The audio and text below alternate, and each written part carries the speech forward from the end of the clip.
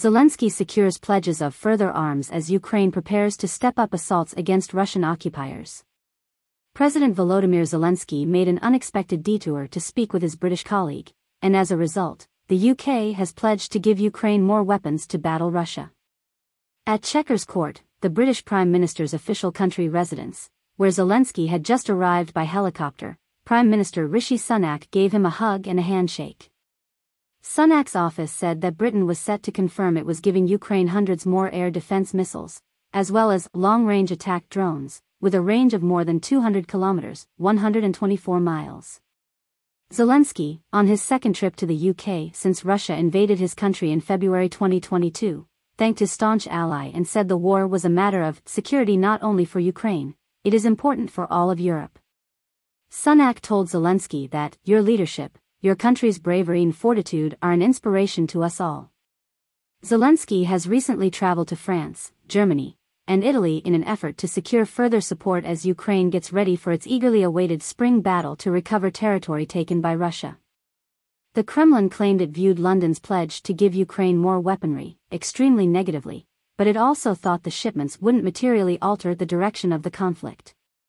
According to Dmitry Peskov, spokesman for the Kremlin, Britain aspires to be at the forefront among countries that continue to pump weapons into Ukraine. "We reiterate that it cannot have a significant and fundamental impact on the course of the special military operation in Ukraine. However, it undoubtedly results in more devastation and activity.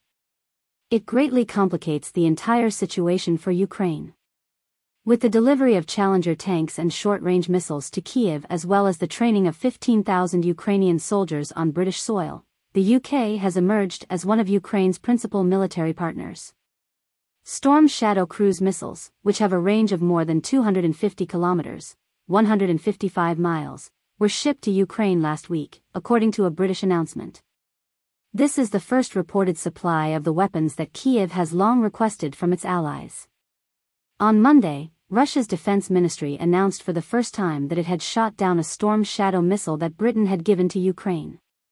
The ministry reported that it had shot down the cruise missile in addition to the shorter-range HIMARS-launched and HARM missiles made by the U.S. As Kyiv prepares a significant counteroffensive, Britain is the first nation to openly provide Kyiv with long-range cruise missiles, which might enable Ukrainian forces to target Russian troops and supply depots far behind the front lines.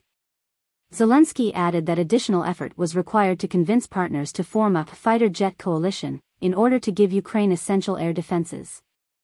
The Prime Minister stated that the UK will play a significant role in the coalition and would start training Ukrainian fighter pilots as early as this summer, contrary to Sunak's spokesman who stated that no jets would be sent. At a summit of the Group of 7 leaders later this week in Japan, Sunak will also press allies to provide further assistance to Ukraine, according to Downing Street. Prior to that, Emmanuel Macron's office stated that France would provide, in the weeks ahead, dozens of light tanks, armored vehicles, and additional air defense systems. As part of a larger European effort, about 2,000 Ukrainian soldiers will also undergo training in France this year, while up to 4,000 others will do so in Poland, according to Macron's office. Zelenskyy had a meeting with Chancellor Olaf Scholz in Germany earlier on Sunday, and France had sent a jet to pick him up there.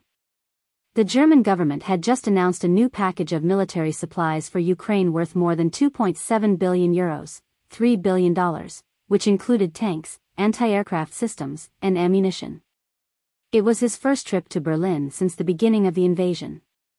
Germany has been one of Ukraine's major arms suppliers after first being reluctant to give the country deadly weapons, such as the advanced IRIS-T SLM air defense system and Leopard 1 and 2 battle tanks. If Ukraine is to be successful in its intended counteroffensive, modern Western equipment is considered essential.